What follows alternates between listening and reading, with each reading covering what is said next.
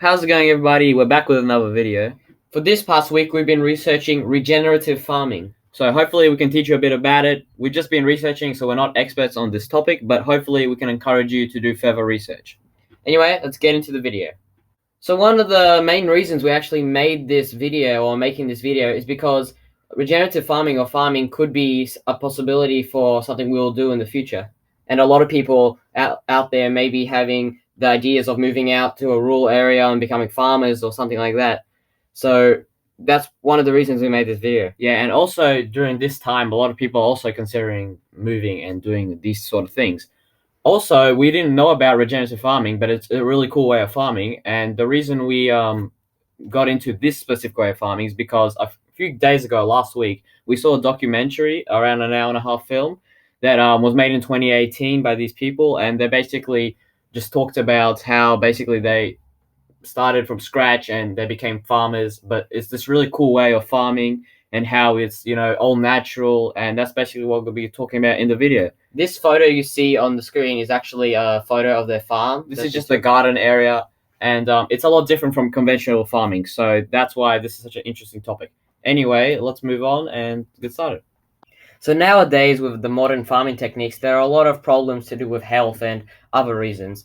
So we've chosen to do regenerative farming as an alternative, and we're going to talk about that today. Yeah, like we did in the video 2 weeks ago when we had a discussion. Basically, before we started explaining to you what, in this case, regenerative farming is, we basically, since we're using this sort of as an alternative way of farming, we've got to explain the other ways of farming, the modern day, the most widely used one, and basically we'll explain why that's not good and why this way of farming is much better. We're going to have two different types of farming, the most commonly used, and first we're going to start with monocropping.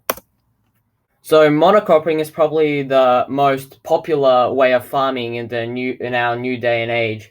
It is the industrial version of farming, and basically, it's called monocropping. It's usually just for one crop basically, and there's no biodiversity whatsoever, which gets important to what we're going to be talking about later. And monocropping is also, unless it's organic, got to be the food is farmed that you're going to see in your supermarkets for your fruits and vegetables and anything else that grows in the ground. And as you can see in the photo, they're using these tractors with these long things, basically spraying things. And the things they're spraying, as you can see, is pesticides. Now, most people know what pesticides are. What they're used for is basically to they spray the crops, and that way nothing goes near it. So no bugs and no insect that wants to eat it. So none of them eat it. The reason they do this because it's good just to save the most food, and they're not really taking in consideration the nutritional value and the health of the food. They just want to get the food as cheaply made as possible and sell out as quickly as possible. Yeah, so they use these chemical alternatives because when you're doing such a mass production farm, it's harder to. It takes away a lot more of the troubles, just driving past with a tractor and spraying these. But they use the biological alternatives that smaller farms are known for using, and those alternatives are much better for your health, which we'll talk about shortly. Now, so pesticides, first of all, they make the health of the soil really poor because you're spraying chemicals into the ground, and the soil becomes really bad and unhealthy, which means the fruit or vegetables or whatever's growing there basically its nutritional value is quite poor, and it doesn't have the greatest vitamins that it would if you grew it naturally. And there's also been cases of pesticides basically traveling through the soil and making its way to the rivers and lakes and basically polluting it and contaminating the water. Yeah, and killing lots of animals. We'll probably show you a clip now if you want to see that. So experts say why this way of farming isn't sustainable in the future and why we should be looking in other avenues is because basically what these pesticides do is they mess up the soil, like I already mentioned, but that basically messes with the longevity of the soil. It means eventually the land, it's just got to kill off all the plants, all the microorganisms in the ground, and you just won't be able to grow food there. So a lot of experts say that soon in some areas where they're monocropping very heavily, you just won't be able to farm them in the next decade. So it's definitely not sustainable, and no one's really taking that into consideration, and they just keep doing as they please. Also, there's no biodiversity, which means that, like we said, they're only growing one type of crop, And when there's biodiversity, they grow much more naturally, means they grow much faster, and they also grow much more nutritious. Yeah, they grow much more nutritious. Now, you might be thinking, well, isn't the whole point of mass production to get everything done as fast as possible? Well, the thing is, if you want to grow it with biodiversity, basically means you have a variety of plants and multiple crops, different type of crops growing there. It basically means that you have to grow it in a natural way, and that means you can't basically just have them all in the field where they basically use these machines also just to pick the berries or whatever's growing there, like I said. So it's really fast and efficient. They don't care that half the amount grows there or it takes half the speed, but basically it's the most efficient, cost-effective wise. Yeah, so you won't. So in a biodiverse farming technique, you won't actually see just like a thousand, say cabbages. You'll see like 20 of this, 50 of this, but that makes everything work together for wildlife. Say you have a farm, you attract lots of different wildlife, and as we'll talk about later with regenerative farming, it's a lovely system that's quite beautiful, and it basically makes the food much more healthier. And that's a lot of reasons why people in the store, you might see like, oh, don't buy this, you want to buy organic. But the next topic is what we're going to move on to now. Basically, is organic, but it's not exactly what you may think. Anyway, let's get on to that. All right, so the next type of farming is organic farming. So now we're going to be talking about this. So as the name implies, organic, it sounds great, right? All natural, all, organic, no chemicals whatsoever, all perfect. But unfortunately, it's not as good as it seems. It's one of those things where big companies, try to use the label, to use for marketing basically, and there's a lot of loopholes around it. It's one of those cases like McDonald's or KFC, you may see them doing with all these things like free range, although free range is a real thing, but most, like especially bigger organizations, like they use terms like free range and 100% natural, this, 100% that, to get away with things. But in reality, it's really easy just to meet the requirements and to do barely like the whatever's necessary, but to the very minimum, Yeah, a great documentary expressing that and showing off that is Super Size Me 2. This guy, he basically goes into the farming industry, specifically chickens, and opens his own fast food restaurant. So fried chicken. Yeah.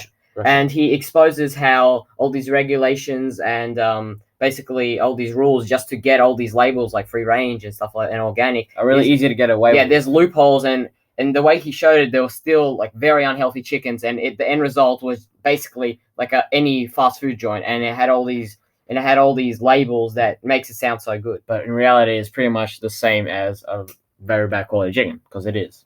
But anyway, when we talk about organic farming, this is quite important because there's a lot of confusion with the names of this farming. Because organic, there's like different types of organic. There's organic like this with this photo, where they still do it the conventional way of farming, but basically they use all organic things. And there's another way, which is regenerative farming, which also has a lot of confusion. There's a lot of names. You can call it like all natural farms or regenerative organic farms, all these different things, because they might think organic, with super biodiverse, but this specific one we're talking about, and this is probably the one you see in the supermarket. If they say organic, this is most likely how it will be farmed, unless you buy it at some farmer's market where, they're all just local. Yeah, this organic farming that we're talking about is for mass production and still the industrial version, so it's not as good as you may think. So first we're just going to explain basically we're going to compare it to monocropping and say how they do everything differently, and we'll go on from there. So organic farming was introduced in the 1940s, and the idea of it was to basically use animal manure, cover crops, crop rotation, and biologically based pest controls, resulting in a better farming system. So basically for the manure, we've got to mention this for the monocropping. We've got to mention for monocropping, but they basically, for their fertilizer, they use a synthetic-based fertilizer. So as it implies, it's very it's all chemical based. Sean will explain a bit more. So the natural minerals and compounds that fertilizer contains to help soil thrive is basically, one of them is nitrogen and some other chemical elements. This normally happens naturally, but in monocropping, for the synthetic one, they basically just get all these chemical minerals and spray them. So nothing happens naturally. It's all just humans. It's all made. We'll show you a clip now of synthetic fertilizers being placed. But with organic farming, what they use is basically animal manure, which is a very good fertilizer, and how they basically did it for thousands of years. They also have fertilizer mixes that are natural, but a common one is animal manure. Yeah, so animal manure basically contains all these things like hydrogen, and that's what they use to basically... And compost. Yeah, that's what they use for their compost, basically. Animal manure. That's what they use. Now we're going to talk about the things they spray, which is the pesticides, and this is basically just to get like pests and things like that want to try eat the crops, basically to stay away from them. So they, as we told before, they spray the crops so animals don't go near it. Yeah, so the pesticides for the monocropping is all chemically based. They spray all these things that animals don't like to basically shoo them off. But in organic farming, they use something called biological pest control. And how that works is basically, say there's a ladybug eating one of the crops, right? They'll get the ladybug's most known predator, or even sometimes they would in the lab they would make the perfect predator. Say it's a really mass production farm, and they have that is needed. They would literally make their own insect or predator to the insect to basically kill them off. Yeah, so it's it's not using any chemicals, but it's very unnatural, and it's humanly managed. Yeah, and these cause many effects on the food itself. And another very important thing that separates organic farming as well as monocropping from regenerative farming is there's no biodiversity. Like in monocropping, there's no biodiversity. As you can see with the photo, it's just the same type of crop. I'm pretty sure it's lettuce, just in rows and rows, and this can happen for like acres upon acres. Basically, they just grow one type of crop, and that means there's no biodiversity. This basically contributes to the health of the soil as well as the, just how nutritious the food is, because when it's biodiverse, first of all, like we said earlier, it goes much faster and more grows, and it's much healthier because that's how they would in a natural ecosystem. We'll go into biodiversity a bit more. So we talked about in monocropping how basically it's not very sustainable because we're spraying all these chemicals into the soil. Eventually, we just won't be able to do any sort of farming in the future. It's basically just killing the soil slowly. Now, this isn't necessarily it's still sustainable as you can farm because it's not going to destroy the soil, but it's not necessarily giving the soil, it's not making the soil as healthy as it can be, which results in the fruit not being as nutritious. So, it's probably similar nutritional level to the ones where they farm it using monocropping, but, it's more natural because they're not using any sort of chemicals, and they're using the soil gets all the nutrients from the animal manure and all the other things they use, and it basically goes into the plant or the crop that's grown, and it makes it more nutritious, but still not close to as nutritious as the ones we're going to talk about later. So after seeing this segment of the video, you may be thinking, well, so I can't have organic food. Are they always bad? No, always. If you get it from a small local farm and stuff like that, I definitely think they'll be better because they have a lot of biodiversity in those farms. But the ones we've been talking about here are for mass production, as you can see in the photo, basically just one thing.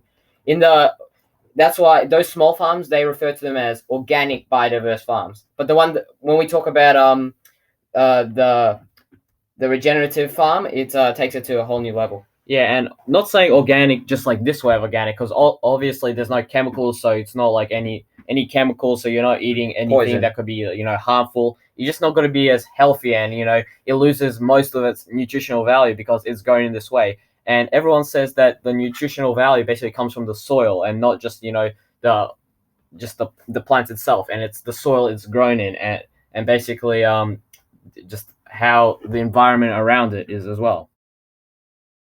On to the next thing, and this is when we're going to be talking about regenerative farming, which is the main topic of this video. So regenerative farming, as we said earlier in this video, there was a documentary that really sprouted our curiosity. And just before we go and talk about this topic by ourselves, we just want to show you a trailer so you can get of this documentary, so you can get an idea and also of how biodiversity and regenerative farming looks like. Yeah, because it's hard to find a lot of photos, so this will give you just a quick introduction so you can follow, you understand more what we're talking about and you're not confused. So this will give you a picture in your head. So we're just gonna play it for you. Also, you can rent this on many platforms. If you have Stan and Netflix, you can have it there. You can rent it off YouTube and off Amazon store and for cheap, yeah, and a lot of other stores. So if you're interested in that, definitely watch it. It's a very interesting and cool documentary. So we're just gonna play the video. It's only around 3.5 minutes, so enjoy. This all started with a promise that we'd leave the big city and build a life in perfect harmony with nature, like a traditional farm from the past. Here we are, Apricot Lane Farms. Molly and John are very happy about this. What do you think of this, Todd? This is what we're fighting. Our version of a farm would be different. Plants, wildlife, livestock, all working together.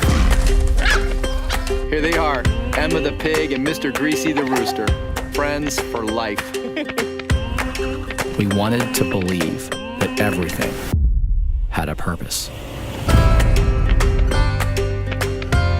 We had our plan.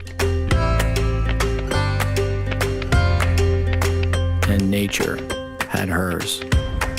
This feels overwhelming. But even the pests have a role to play.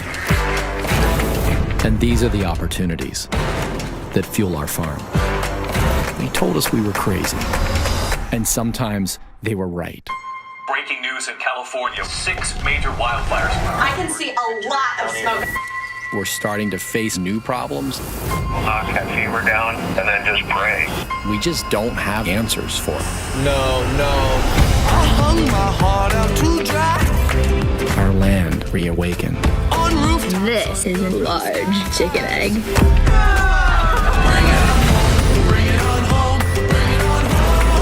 We saw things that we had never seen before.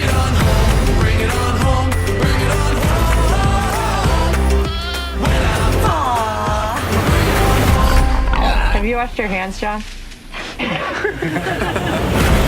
The hardships we face make the dream itself feel so much more alive.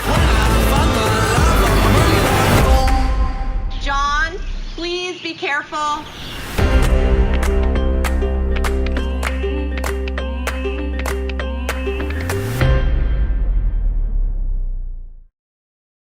Okay, so that was the trailer. So very interesting, very cool.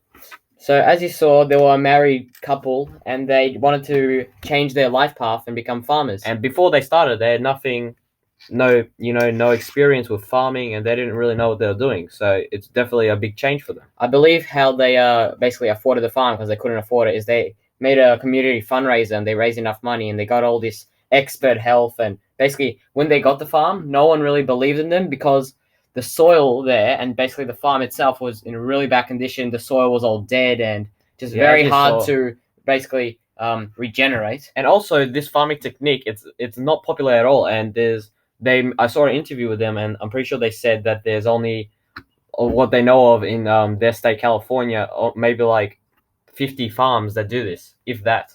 So it's a very uncommon way of doing it, and the surrounding farms basically didn't believe them, and they thought that what they're doing was crazy, especially with what they had to work with at the beginning. It's very hard to build a regenerative farm where basically it relies a lot on the soil and the ecosystem around it. They had rock hard soil there. But pretty much there. Regenerative farming is the traditional way of farming. When agriculture was first introduced, this is how they did it. Because they didn't have all these big cities when this was first introduced. And big machines and like artificial things. It was just basically you're farming yourself for your own food. Or a community, Yeah, or community. Yeah. And they in the actual documentary, they talk about a lot of things. But let me just say, in this regenerative farm is really taking it to the extreme. A lot of regenerative farm, like say you search up regenerative farming on YouTube, you might find some farmers. They just basically talk about organic, everything good, community, but it's really not that extreme. They still have all these systems in place, and they obviously have systems, but this is take it to extreme. It's much more natural. If you want to find out how people normally use regenerative farming, it is not as extreme, but you can search up on YouTube. Also, the reason for this is because they basically weren't doing it to make a huge, massive organization and just grow, one thing. They just wanted to have the lifestyle, and make money so they can, stay there by just selling a few of their products that they made in the farm. So they weren't trying to do it on such a massive scale, which, this way of farming may not be the best at. But when you talk about basically how it can just literally be anywhere because it works with the ecosystem, they can just be a community type of thing, which is what they do. They basically sell in their community. Also, you saw in the trailer, they say basically they're going to have all these animals, all these plants, and this is biodiversity. It's very important to have biodiversity. Yeah, a variety of different living organisms. Yeah, and they didn't really know why, but they just knew a farm has animals. And they had some help from this guy named Alan. They say in the documentary. They say in the documentary, if you watch it, you'll find out who he is. And he's very knowledgeable, and he says there needs to be animals, there needs to be this, there needs to be biodiversity. He didn't tell them why, but he just said it needs to be like that. And the thing is, there's all these, annoying things, like all these weird plants that are just in the way, and all these animals, that seem to be like bothering, like eating the crops or, killing the animals. Yeah, killing the chickens. That help, to do like fertilize or whatever, something like that. But in this farm, they found out basically in the documentary, in their 8-year process of making this and becoming farmers, that nothing was left out. Everything had a purpose, and it was like it just all like flowed together. That's why it took them so long though to get everything working correctly. So you may be thinking, so this just all happened naturally? All the animals, all the insects, all the plants just started helping out each other? No. So a lot of problems came along, and that's how they figured it out. Like, for example, in the film / documentary, they had snails. Snails were going all over some of the crops and eating them because they like. That's what snails do. They're eating the plant. Yeah. What they're actually doing, they were eating the leaves, and that's basically where the plants absorb all the water, which basically goes into the soil and affects literally the whole farm. But basically, they had problems there. But then Then they had ducks there, and they basically released the ducks. They would eat the snails, and it would be good. They would actually poo in the plants, and that would act as fertilizer as well. That's just a great example. Yeah, another example is they had these some sort of marsupials. I'm not sure exactly what they called, some sort of rodents, and they thought maybe moles, and they were basically coming out and they were eating the roots. Though it was good because they were eating some dead roots, but they started eating all the roots, and basically everything started dying. Because there were so many of them. So for those, I believe they got like hawks or something, and they started coming in themselves.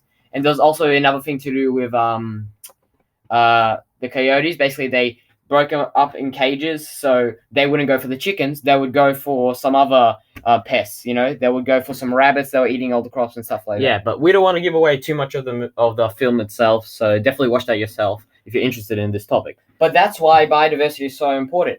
Different problems come along. Sometimes you want natural solutions, and that's why having different animals and a biodiverse ecosystem is so helpful, because the problems basically resolve themselves. Yes, it does need some human interaction or some human to get it right and all working. Yeah, or guidance, human guidance. Yeah, but that's what some people believe humans are here for, to guide the world. Basically, that's how it is in this case of farming. And the animals also help with they actually, like pigs. They naturally like move things to make mud, and these things help with a variety of things. And also the cows, they are basically, they eat grass all day, and sheep too. Yeah, but basically what happens actually when, say, a cow eats the grass, basically what it does, apparently the grass itself, the roots, basically has this response when it realizes it's getting pulled out, and they go deeper. So all this like eating, growing back, is very good. That's why, they burn off dead things and they grow back better. Yeah, it's that sort of thing. They help and that's why it's called regenerative, because they kill this grows back. In plants, say someone eats a plant, they're eating too much of it. Their manure helps as fertilizer, and it helps grow more plants. So it's like the circle of life. It becomes like a fly cycle. It's like a whole big cycle. Now, we want to talk about soil now, because soil is actually a very important part of this. And without a good soil, this basically won't work. So that's what we're going to talk about now.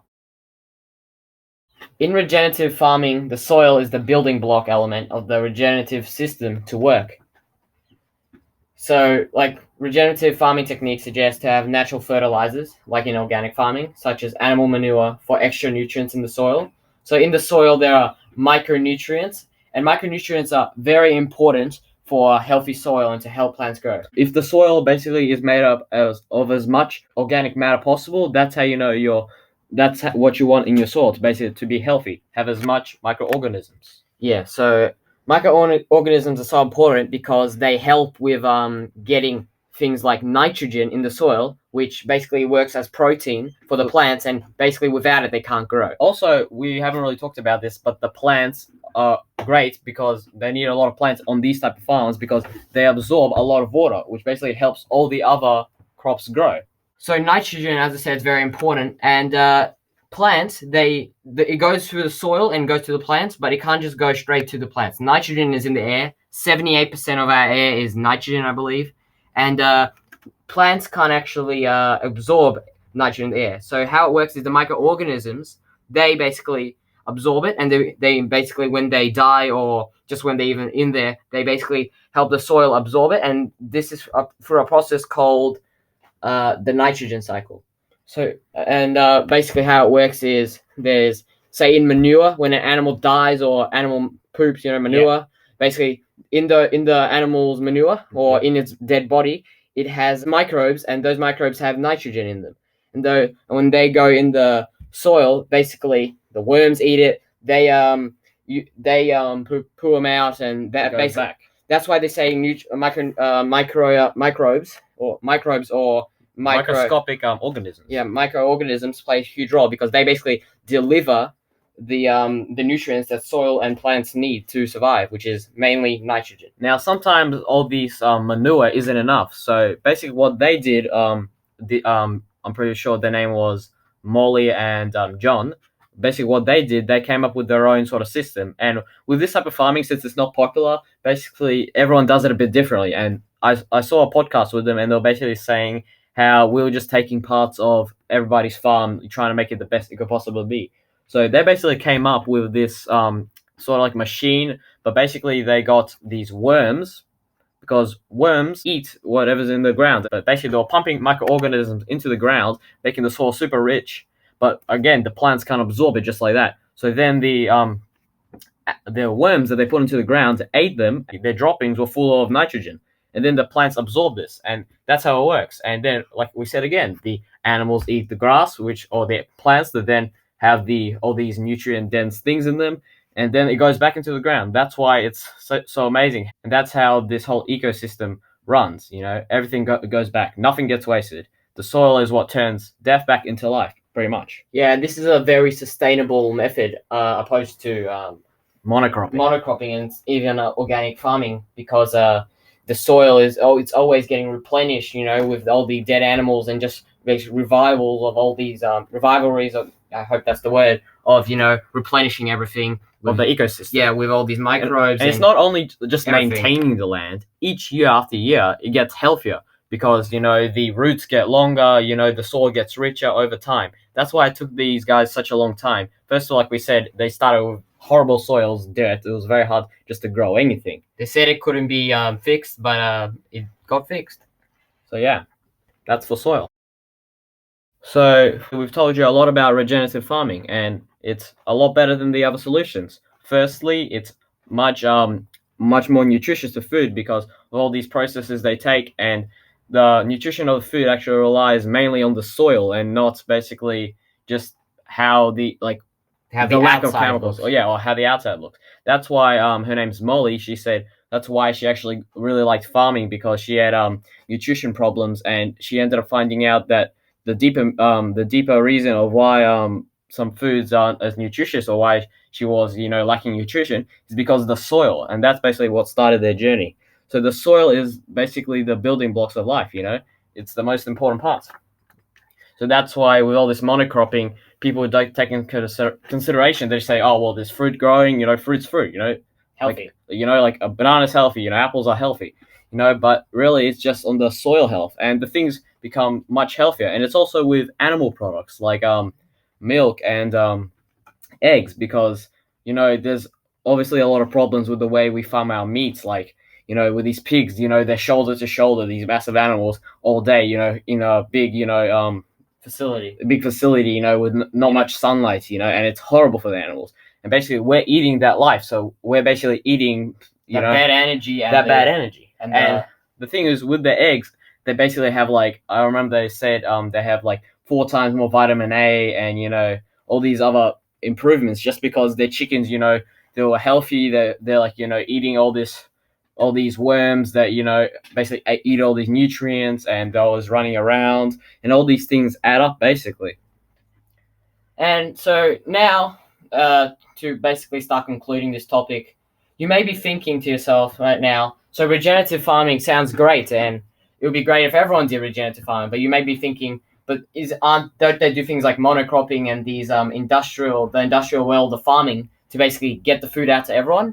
Well, it's much easier to get it out to everyone with this sort of farming technique. There has to be a certain amount of people doing it, because right now it's a very unpopular way of farming. Yeah, it's very unpopular. And basically how it would work is you'd have to go to like small farmers markets and things like that. You can be in the supermarkets, but most people go to supermarkets, but they have them in farmers markets, and you can order them online. Isn't it something like 80%? Yeah, 80% from small farms, yeah. Not necessarily regenerative farms, but small farms. Yeah, and the thing is, most food in the supermarket are from, you know, these big companies, you know, and really most of the food is actually coming from, you know, these type of farms, smaller type of farms, you know, more local farms. And the reason we haven't maybe caught on to this is because, first of all, it might be expensive to get going, and, you know, we've already got all this established. But it is actually much more sustainable and much cheaper. Much more. It's when way things better work together, you basically don't need to buy food for the animals, you know, because as you say, like the chickens don't need chicken feed anymore or whatever. They found they could eat the worms that were eating everything. The snails, or the ducks could eat the snails, you know, and basically it was just like a perfect living environment. Yeah, it's all about the ecosystem and getting everything to work together. And as you know, this took a very long time for them to accomplish. And maybe that's why so many people just stick to their old roots. But the thing is, with this, people might be forced to go into this in the future because, as we said, monocropping and all these other farming techniques that we commonly use these days, you know, soon just won't be... They're not sustainable. We won't be able to do it, and the land just going to be dead. And this is obviously very bad. And they act like there's some sort of food crisis, so we need to, you know, grow on such a massive scale. But, you know, there isn't. The whole point of this regeneration farming technique is that basically everything comes back into life, you know.